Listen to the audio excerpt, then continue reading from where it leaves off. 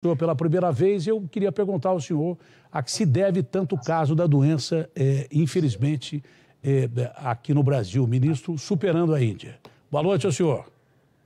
Boa noite, Datena. Primeiro, como vivemos uma pandemia, não é? E esse vírus é um vírus muito contagioso. Nós temos variantes desse vírus. Essa variante chamada Gama, que foi inicialmente identificada em Manaus, ela é a prevalente no Brasil. Vivemos uma época do ano, que é uma época que o clima é mais frio, onde já há uma circulação maior de vírus, outros vírus que afetam o sistema respiratório, e isso leva a síndromes respiratórias agudas graves. E nessa forma que os doentes precisam de utilização de intubação orotraqueal, ventilação mecânica, nós temos uma mortalidade elevada. Mas no mês de abril nós atingimos um pico com cerca de 4 mil óbitos por dia. Então, de lá para cá, houve uma queda. Nas últimas 3 semanas, assistimos um novo aumento de casos, que é naturalmente algo que preocupa as autoridades sanitárias, não só o ministro da Saúde, mas as autoridades dos estados e dos municípios. Você traz aí os dados de São Paulo, é o estado onde tem o sistema de saúde mais forte do Brasil. Mesmo assim, nós temos um número de óbitos que é elevado. A vacinação é, sim, a esperança para conter o caráter pandêmico dessa doença. A nossa campanha de vacinação ela está caminhando bem. Pode observar que nesses óbitos, os indivíduos que já foram vacinados, houve uma queda dos óbitos desses indivíduos vacinados, e nós temos que acelerar a campanha de vacinação. Para isso, nós já contratamos mais de 630 milhões de doses. Agora, no mês de junho, nós vamos distribuir mais de 40 milhões de doses de vacina. Em julho, a previsão é 60, em agosto, mais 60. Ou seja, até o final de agosto, nós vamos mais do que dobrar o número de doses entregues. Não é? Nós temos 40% da população brasileira acima de 18 anos vacinada com a primeira dose da vacina, e acima de 20% está vacinada com as 2 doses. Então, a vacinação acelerada vai ajudar a combater essa circulação do vírus, aliada a outras medidas, como as chamadas medidas não farmacológicas, que é preciso ter a adesão da população brasileira, e também uma estratégia mais consistente de testagem. Você lembrou muito bem, Datena, que países que testam muito, nós conseguimos diagnosticar mais casos e assim avaliar a letalidade real da doença, e a testagem permite a identificação dos casos positivos e o isolamento desses indivíduos, bem como dos seus contactantes. Então, são essas 3 ações que fazem com que nós consigamos sucesso em combater o caráter pandêmico dessa doença. Ministro, comprar vacina é uma coisa, só que não tem vacina no mundo inteiro. Tem gente que comprou e não recebeu até hoje. Quais são as notícias de entrega dessas vacinas que passam de 500 milhões de doses, como o senhor disse, 600 milhões de doses? Comprar é uma coisa, receber é outra. Quais são as próximas entregas que nós estamos por receber? O mundo tem 8 bilhões de habitantes, né? Então, há falta de vacina em boa parte do mundo. Há poucos países que são produtores e que têm vacina sobrando até, para escolher a dose que ele vai aplicar. Mas quais são as notícias que nós temos de entrega de vacina nos próximos meses e o risco que todo mundo continua perguntando se vai faltar vacina ou não, ministro? Então, na terça-feira nós recebemos 1,5 milhão de vacinas da Janssen. Essa vacina tem uma vantagem, né? Que com uma dose só a imunização já é completa. Hoje nós recebemos 300 mil doses dessa vacina. Amanhã estarei em São Paulo para receber a doação de 3 milhões de doses do governo americano. Eu aqui já mencionei que em junho vamos superar 40 milhões de doses distribuídas. É uma quantia expressiva de doses. Em julho, 60 milhões. Em agosto, 60 milhões. Até setembro, nós vamos completar 100 milhões de doses da vacina Pfizer entregue. E até o final do ano, nós temos mais 100 milhões de doses da vacina Pfizer. Nós adquirimos IFA para produzir 50 milhões de doses da vacina AstraZeneca na Fundação Oswaldo Cruz. E a partir de outubro, nós já temos autonomia para produzir vacina da AstraZeneca na Fundação Oswaldo Cruz, sem necessidade de IFA oriundo do exterior. Então, para o segundo semestre, nós temos a garantia de doses em um grande volume que serão entregues aos estados e municípios, que têm a incumbência de fazer a vacinação. Agora, no mês de junho, houve dias que superamos a marca de 2.200.000 brasileiros vacinados em um único dia. Olha, é importante lembrar as pessoas que enquanto não tiver todo mundo vacinado, para manter o distanciamento social, usar isso aqui, ó, álcool em gel ou água e sabão, e não tirar a máscara, em momento nenhum.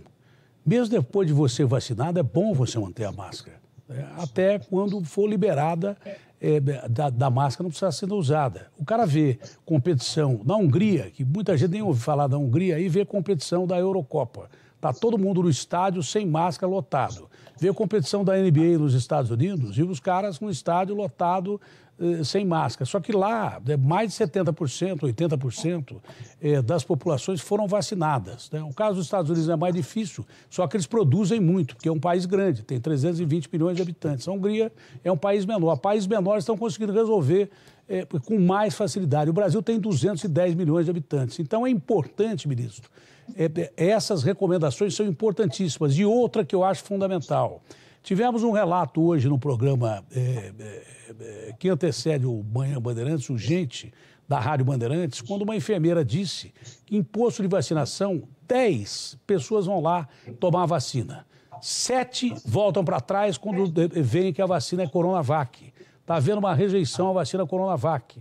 É importante lembrar essas pessoas que você pode sair dali e pegar o vírus.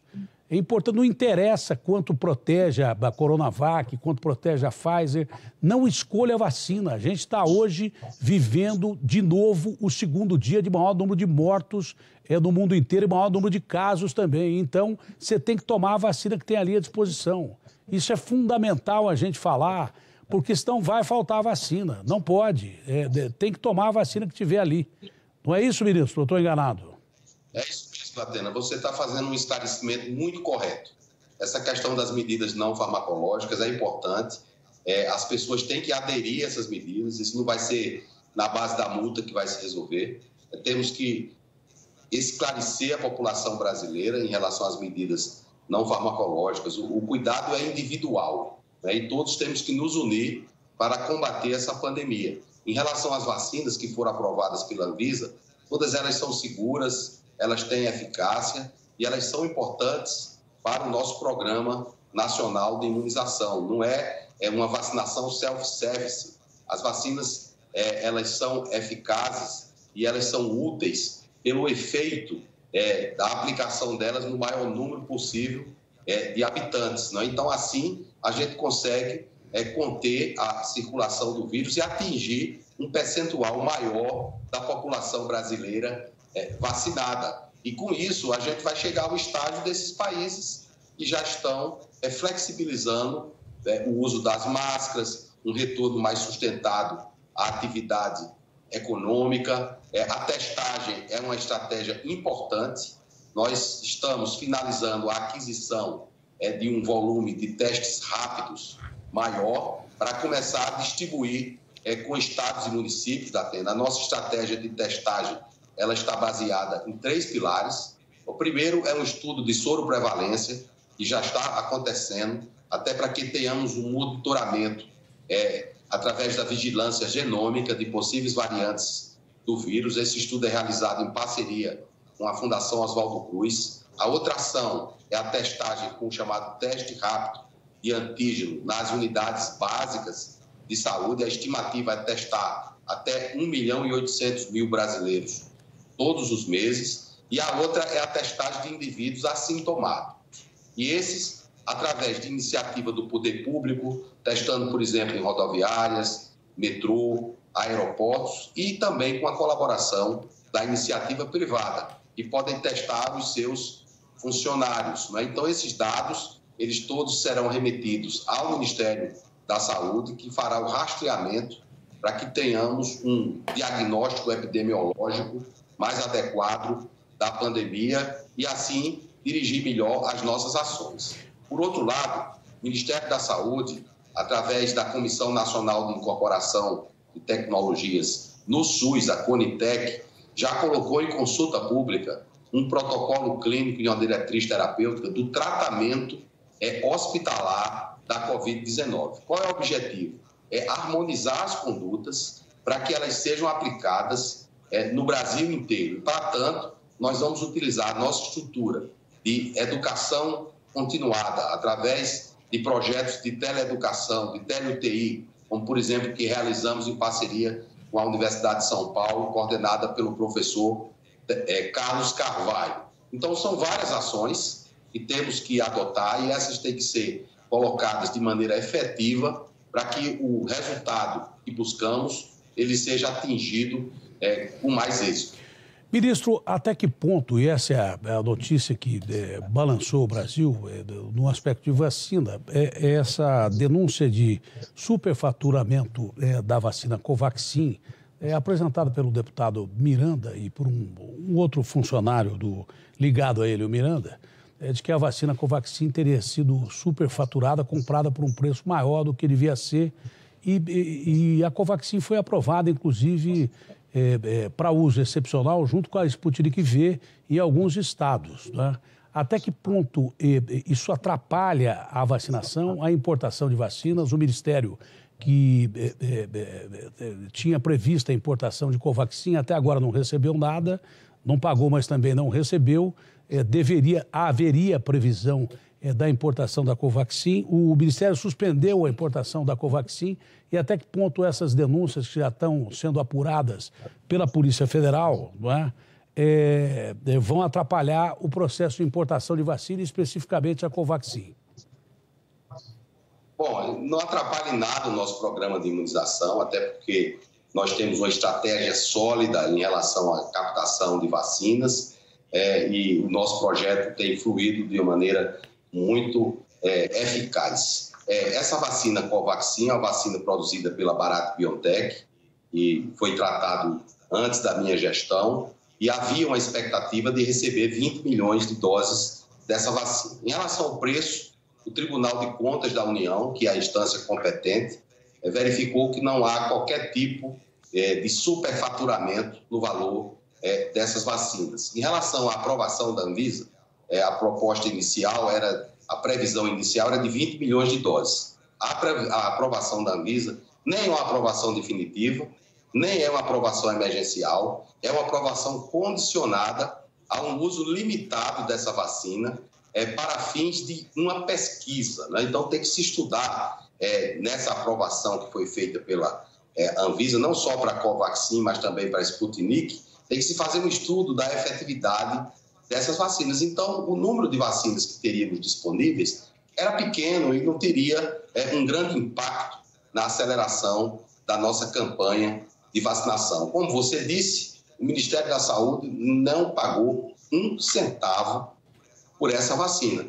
Se aquela época que estava prevista a chegada das doses, isso tivesse se materializado, no momento de escassez de vacina, teria sido importante para o Programa Nacional de Imunização. Mas nesse momento, em que no mês de julho nós já temos 60 milhões de doses previstas, no mês de agosto 60 milhões de doses previstas, esse percentual que viria a mais com a Covaxin não será impactante para o futuro do nosso programa de vacinação. Eu já submeti esse assunto à consultoria jurídica do Ministério para analisar aspectos meramente contratuais, porque do ponto de vista do Programa Nacional de Imunização, o impacto é muito pequeno, estamos absolutamente tranquilos e não temos preocupação com essa questão da vacina Covaxin aqui no Ministério da Saúde. O foco é outro.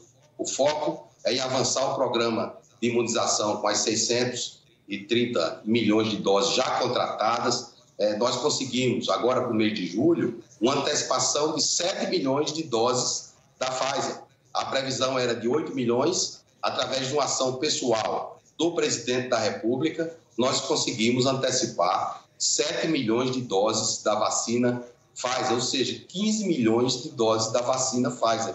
O Brasil será, até o final do ano, o segundo país a aplicar mais doses desse imunizante. A população brasileira, ela já confia no Programa Nacional de Imunização e o nosso objetivo é fazer esse programa acelerar e conter o caráter pandêmico da doença. Ministro, a gente vai enfrentar 2 meses aí importantes e difíceis, não é? Porque à medida que as vacinas vão chegando, a gente está vivendo um clima frio.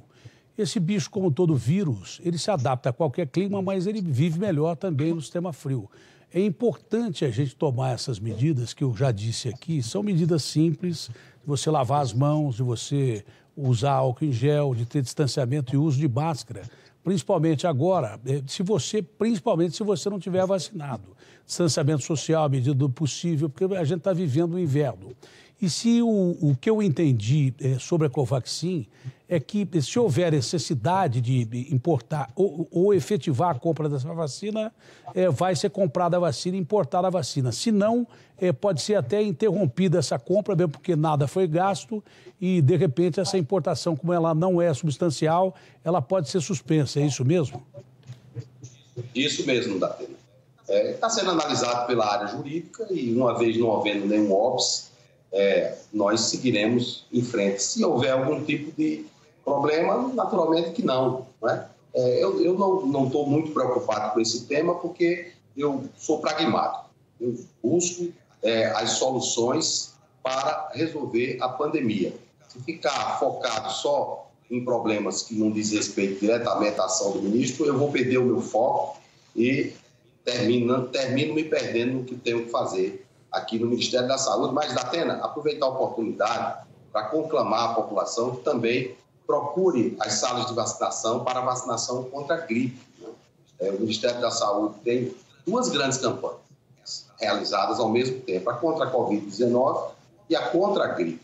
E é fundamental. A gripe também leva, sobretudo nos indivíduos mais idosos, a síndromes respiratórias agudas graves que pode levar à morte.